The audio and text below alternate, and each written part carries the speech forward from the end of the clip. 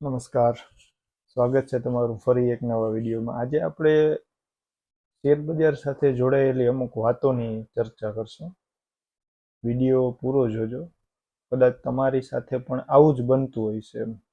એ મારા અનુભવ ઉપરથી હું તમને જણાવીશ કે જો તમારી સાથે પણ આવું થતું હોય તો તમારે ડરવાની જરૂર નથી ખરેખર કેમ કે શેર માર્કેટ છે તે સમય માગે છે અને સમય જે એને આપે છે એને જ પૈસા આપે છે.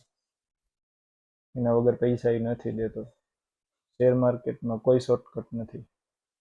માત્ર ને માત્ર પેશન્સ, શીખવું, લર્નિંગ અને જેટલું શક્ય હોય તેટલું પુનરાવર્તન, બરાબર, રિપીટ. પ્રેક્ટિસ જ એક એવી વસ્તુ છે કે જે તમને એક ચોક્કસ પ્રકારના લેવલ સુધી પ્રોફિટ કરાવશે ને એક ચોક્કસ લેવલના ગ્રો કરશે તમને.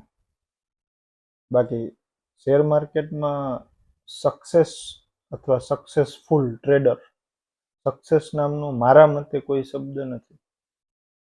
સક્સેસફુલ અને સક્સેસ એટલે શું? ટોપ, એક ટોપ, એનાથી આગળ કાંઈ છે જ નહીં સક્સેસ.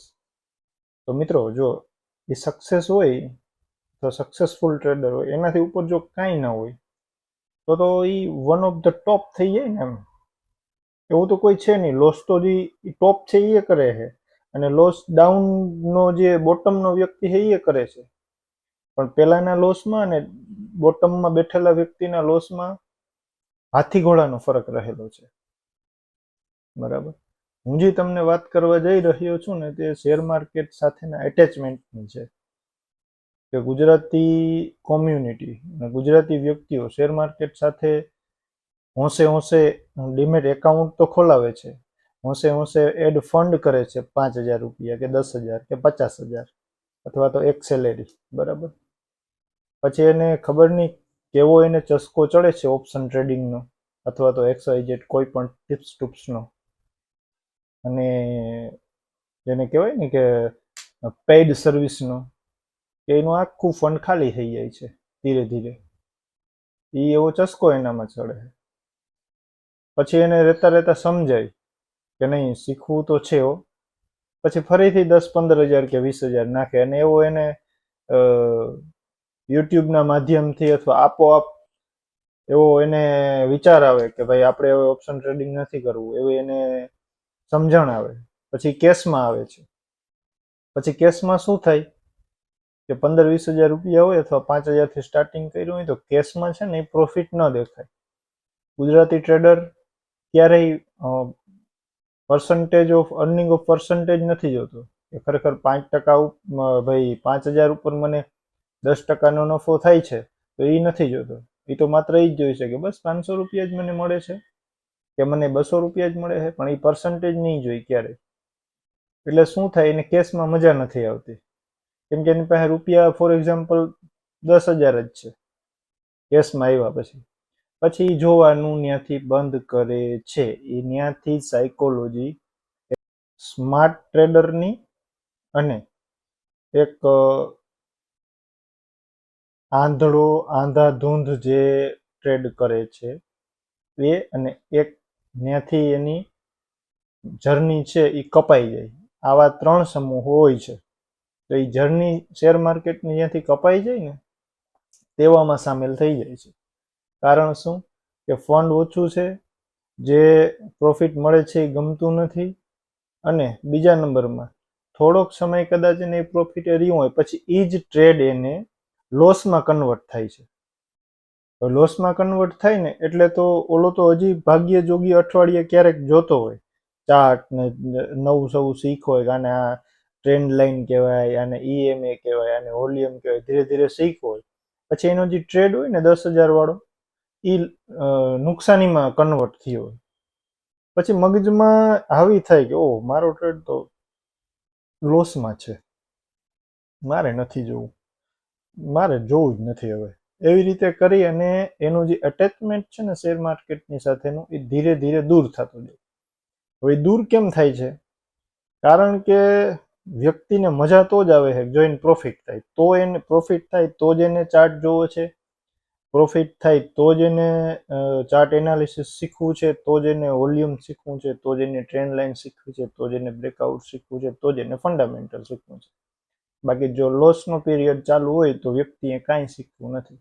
ત્યાં જ ગુજરાતી કોમ્યુનિટી અને ત્યાં જ ગુજરાતી ટ્રેડરો માર ખાઈ જાય છે. એ વસ્તુનો બ્રેક જે આવે છે ને, એ એટેચમેન્ટ જે માર્કેટ સાથે તમને જે તોડે છે ને, એના હિસાબે તમે કન્ટિન્યુટી નથી રાખી શકતા. એટલે જ પછી આંધળા ટ્રેડ પડે છે. બરાબર. એટલા માટે જ્યારે પણ તમે લોસમાં હોવ ત્યારે શેર માર્કેટ કે માં તમારો જે સ્ટોક હોય, જે પર્ટિક્યુલર સ્ક્રિપ્ટ હોય કે જે કંઈ હોય, જ્યારે પણ તમે લોસમાં હો, કેસ માર્કેટની જ વાત થાય છે. બરાબર. ત્યારે તમે જોવાનું રાખો, ભૂલાય જ નહીં. તમે ચાર્ટ જોવો જ, તમે જે શીખો છો એ આવનારા સમયમાં તમારું એ સાહિત્ય થવાનું છે કે જે તમને ખબર જ નથી કે તમે કયા લેવલનું જ્ઞાન આજથી 10 વર્ષ પછી તમને કેટલું કામ આવશે. બરાબર. કેમ કે તમે વિચારો, ખાલી જે ડેટા આવે છે ડીમેટ એકાઉન્ટ ખોલવાના, અને પછી એક્ટિવ ડીમેટ એકાઉન્ટ કેટલું છે, અને ધીરે ધીરે પબ્લિક હવે આવે છે શેર માર્કેટ તરફ, તો નોલેજ સિવાય કમાવવું અશક્ય વસ્તુ છે એમ. એટલા માટે જ્યારે પણ તમે લોસમાં આવો ને ત્યારે વધારે શીખો. હું તો એમ ચાર્ટ એનાલિસિસ. બરાબર. કેમ કે તમે જો એટેચ રહેશો ને તો તમને ખબર પડશે કે હું જ્યારે 10,000 રૂપિયા કેસમાં નાખેલા હતા દાખલા તરીકે, ત્યારે મારે 300 રૂપિયાનો કે 500 રૂપિયાનો લોસ હતો. પછી ફોર એક્ઝામ્પલ આવી એક કેન્ડલ બની હતી અને પછી ત્યાંથી ટ્રેન્ડ આખું ચેન્જ થયું હતું, અને પછી હું પ્રોફિટમાં આવ્યો હતો અને મેં 15% કે 20%નો મેં પ્રોફિટ લીધો હતો ને, એટલા સમયગાળા દરમિયાન મેં આ સ્ટોક હોલ્ડ કર્યો હતો. જો તમે જોશો જ નહીં તો તમને કઈ રીતે ખબર પડશે. બરાબર. એટલે મારે આ વાત કરવાની હતી. અને આવું જ ઇન્ફોર્મેશન વિડીયો તમે જો જોવા માંગતા હો તો અમારા યુટ્યુબ ચેનલને સબસ્ક્રાઇબ કરી લ્યો.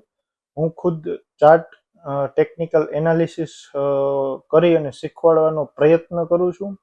હું માસ્ટર માઇન્ડ નથી, પણ હું પ્રયત્નશીલ વ્યક્તિ છું. હું પ્રયત્ન કરું છું. હું દરેક પાસાઓમાંથી શીખવા માંગુ છું. એવું પણ બની શકે કે હું જે વિડીયો બનાવું અને મારા વ્યુઅર હોય એની કોમેન્ટમાંથી પણ હું શીખું કે આમ નહીં આમ હોય. બરાબર. તો આશા કરું છું કે તમને આ વિડીયો ગમશે, અને ચાર્ટ એનાલિસિસના ઓલરેડી વિડીયો મારા અપલોડ કરેલ છે. બરાબર. તો તમે સબસ્ક્રાઇબ કરો, શેર કરો, અને બસ શેર માર્કેટ સાથે તમે અટેચ રહો. બસ તો જ તમને આગળ જતા વધારે ફાયદો થશે. ધન્યવાદ.